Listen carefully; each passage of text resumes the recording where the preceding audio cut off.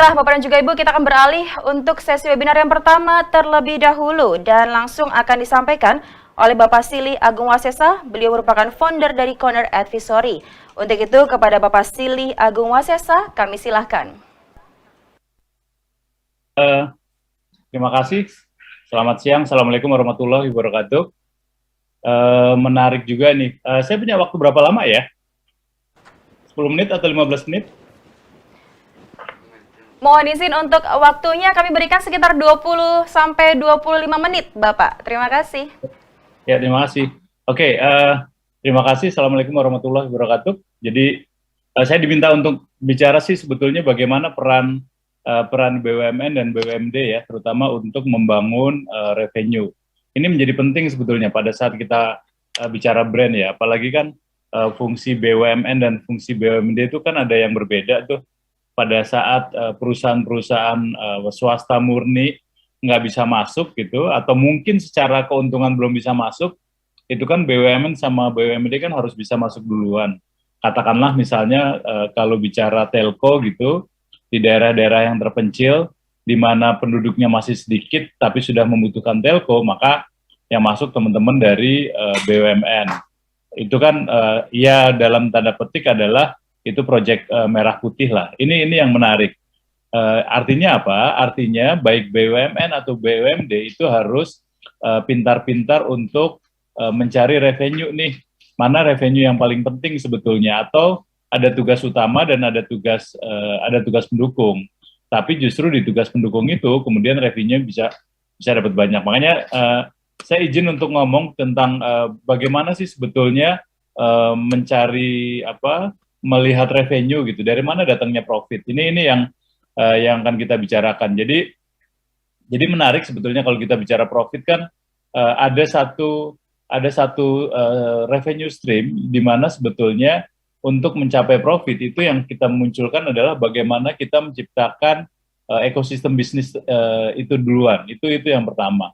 Katakanlah gini lah, ketika dulu kita bicara tentang industri perbankan misalnya, mungkin dulu revenue-nya, dan mungkin sekarang masih ada juga, itu adalah selisih bunga atau selisih profit antara uang yang ditanam dengan uang yang dikeluarkan oleh bank. Jadi bank dapat uang dari dana dari masyarakat, kemudian bagaimana dana itu dijadikan pinjaman. Selisih itu yang menjadi revenue. Cuman sekarang kan kemudian ada penghasilan tambahan dari bank yang di luar dari revenue stream tuh, dari yang konvensional. Bank banyak mendapatkan dari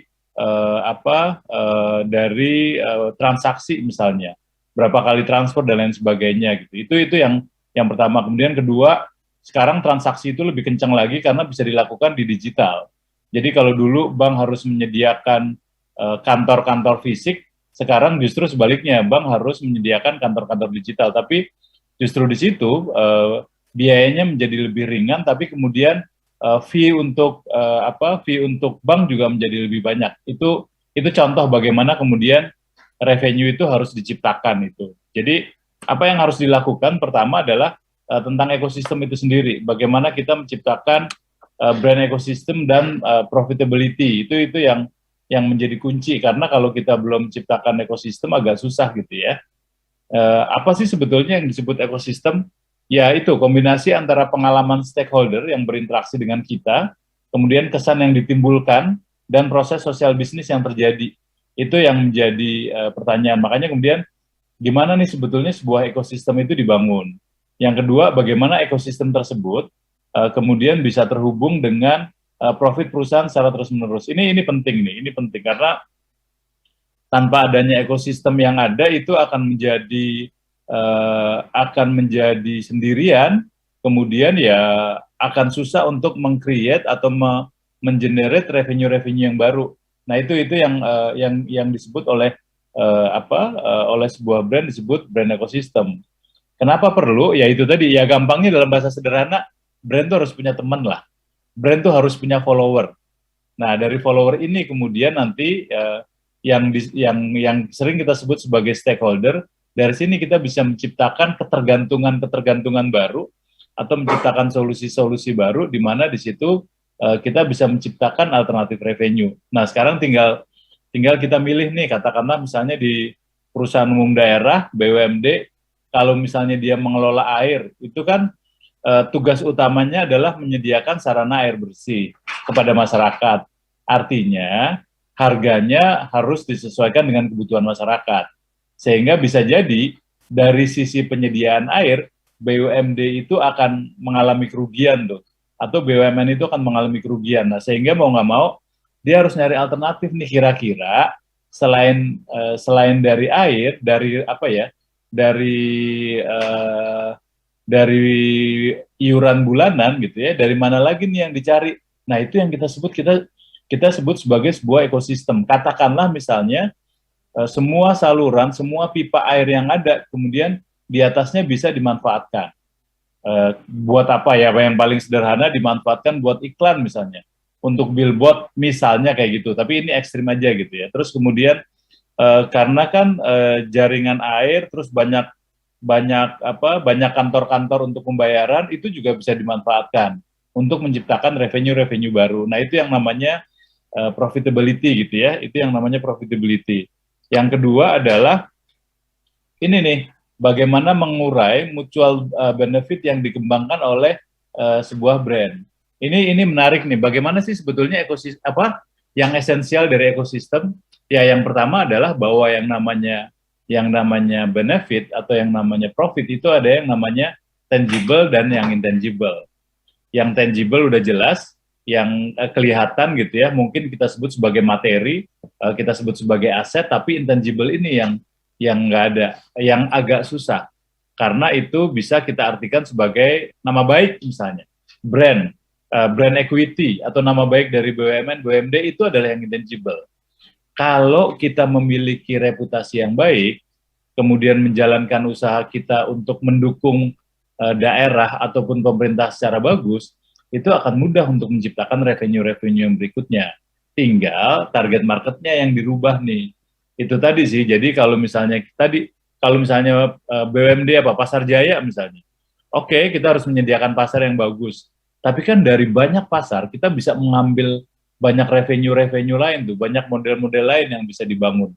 Bahkan mungkin dengan traffic yang terjadi di pasar, kita bisa membangun pasar secara gratis. Kita bisa mencari sponsor-sponsor, siapa sih yang nggak mau namanya ada di pasar gitu, siapa sih yang nggak mau ada interaksi di pasar, sehingga itu bisa dilakukan tuh. Nah, itu yang namanya intangible benefit. Artinya apa? Ya, kita harus punya nama baik dulu. Orang percaya dengan kita, sehingga itu yang akan dimunculkan gitu. Karena nama baik adalah menjadi penting. Nah, sekarang persoalannya nama baik dari mana? Komunikasi dari mana? Ya mau nggak mau dari konten. Ini yang disebut sebagai intangible benefit nih. Bagaimana kita ngebangun relationship dengan stakeholder dulu, baik BUMD, baik BUMN. Kalau kita bicara BUMN misalnya, BUMN farmasi punya nggak relationship yang baik dengan dengan masyarakat, dengan publik, sehingga apapun yang dibangun, apapun yang di-create oleh perusahaan BUMN farmasi tersebut, masyarakat akan percaya. Makanya kemudian kontennya harus dipahamin nih, karena dari konten itu kita bisa membangun relationship. Dari relationship yang bagus, kita akan menciptakan trust. Trust yang baik akan menciptakan revenue. Secara umum seperti itu gitu ya. Tapi nanti secara teknis sih kita bisa bicarakan lebih dalam. Tapi kalau kita nggak bangun relationship dari sekarang, katakanlah misalnya pelayanan kita terhadap publik jelek, kemudian karena merasa publik yang butuh, kemudian kita semaunya aja gitu ya, ya agak susah untuk menciptakan revenue yang baru.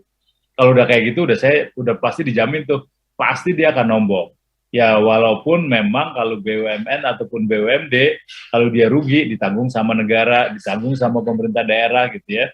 Tapi kan ya itu nggak elok ya, kan akan lebih bagus kalau melayani publik iya, tapi dapat keuntungan juga iya. Nah, garis besarnya adalah tadi bagaimana kita membangun relationship yang bagus terhadap terhadap stakeholder tuh. Nah, bagaimana ngebangunnya itu tadi. Ini menjadi penting nih, bagaimana kemudian pelayanan publik yang ada itu kita munculkan sebagai solusi yang inovatif. Jadi bukan sebagai kebutuhan dasar, Tadi kan kita bicara misalnya perusahaan air gitu, baik BUMD ataupun BUMD lah yang menyiapkan air, kira-kira pada saat kita melayani pemberian air bersih pada masyarakat, sudah kita bungkus belum jadi solusi yang inovatif? Orang jadi ngerasain airnya tuh, ngelayanin airnya tuh jadi beneran. Pada saat bayar bulanan dipermudah, kalau misalnya ada komplain langsung dibenerin. Misalnya kayak gitu, bisa nggak kita kayak gitu? Ini penting nih karena masalah mental set ya. Nggak semua BUMD sudah punya mental set yang kayak gitu. Nah, artinya apa? Artinya sebelum sampai ke solusi inovatif buat customer, internal stakeholder harus dibenahin dulu nih. Jangan sampai kemudian karena kita ngerasa melayani publik, merasa publik yang butuh, jadi terserah tuh mereka mau ngapain. Ini rasanya menjadi pekerjaan penting ya buat teman-teman BUMN dan BUMD. Nah, terakhir adalah ini nih, dari mana sih sebetulnya kita menciptakan revenue stream nih? Dari mana kita menciptakan revenue stream sehingga orang akan jadi suka dengan kita. Ini yang paling atas adalah customer relationship, tapi yang paling penting segmen market kita dulu ada di mana. Kalau segmen market kita udah ketahuan, yang sangat butuh dengan kita adalah siapa, baru di sana kita bisa membangun relationship. Lagi-lagi memang masalah mindset dulu ya. Kalau kita bicara BUMN gede, katakanlah misalnya kereta api, itu kalau kita bicara kereta api mungkin sekitar 10 tahun yang lalu, itu ya begitulah pelayanannya gitu ya, naik kereta masih berdesak-desakan, kemudian peronnya juga rame dengan pedagang-pedagang liar, stasiunnya juga nggak bersih gitu, bisa nebeng di kereta tanpa harus beli tiket gitu. Cuman kan sekarang udah beda lagi nih, pelayanannya udah lebih bagus, penumpangnya lebih tertata, dan yang menarik adalah udah nggak ada lagi tuh anggaran dari negara untuk membiayai kereta api. Ini penting nih, makanya kemudian revenue menjadi penting untuk diperhatikan gitu. Nah, kalau udah kemudian untuk mencapai revenue, bisnis model apa sih yang akan dimunculkan? Karena lagi-lagi beda ya, BUMN dan BUMD itu kan punya bisnis model yang berbeda. Nah, yang pertama adalah harus ngelayanin. Yang kedua harus menciptakan trust. Nah, baru yang ketiga kita ciptakan model-model baru nih, bagaimana pelayanan yang ada. Ini jadi PR nih buat teman-teman BUMD terutama ya. Karena banyak yang kemudian karena sudah diskusi sama pemerintah daerah atau pemerintah pusat, jadi ngerasa nggak perlu ada lagi bisnis model. Revenue udah pas dianggap akan datang sendiri. Toh kalau rugi juga ditombokin sama APBN atau APBD gitu ya. Makanya bisnis model ini menjadi perlu nih untuk dilihat. Nah, yang berikutnya adalah kita bisa nggak menciptakan kategori-kategori produk yang baru. Tujuannya apa? Ya tujuannya tadi untuk menambahkan revenue. Karena kan kalau layanan dasar itu kan bicara tentang layanan standar, yang orang datang kemudian orang kita layani, kita lakukan sesuai dengan baik. Tapi kan kemudian ada permintaan-permintaan lebih nih. Nah, di situ yang disebut produk kategori. Nah, kita harus bisa nih membangun produk kategori sehingga kita bisa menentukan model revenue-nya. Itu sih sebetulnya secara umum kalau kita bicara revenue gitu ya. Tadi kalau bicara contoh kan kita bisa melihat tuh bagaimana kemudian kereta api sekarang sudah bagus. Kemudian kalau PDAM, kita tadi diskusi tentang air, kita ngerasa nggak sih, ini yang paling penting nih terakhir sebelum saya tutup, bahwa keunggulan keunggulan perusahaan-perusahaan BUMD ataupun perusahaan daerah, produknya adalah relatif monopoli, tidak dimiliki oleh kompetitor. Itu satu tuh keunggulannya di situ tuh. Tapi memang itu sekaligus kelemahan, karena kemudian produknya dimonopoli, kemudian kita tidak nggak banyak melakukan inovasi-inovasi agar kita bukan hanya produk benefit yang ada, tapi emotional benefit. Nah, ini yang nanti mungkin kita diskusikan secara lebih detail gitu ya, bagaimana kita menciptakan emotional benefit yang terjadi terhadap stakeholdernya BUMD. Saya kasih contoh kasus terakhir aja yang dilakukan oleh BUMD di Jakarta tuh berkaitan dengan air minum. Itu harganya turun. Saya lupa persis gitu ya, tapi sangat bombastis tuh, harga air turun dari Rp25 sampai Rp1. Pertanyaannya, ada nggak masyarakat yang berterima kasih?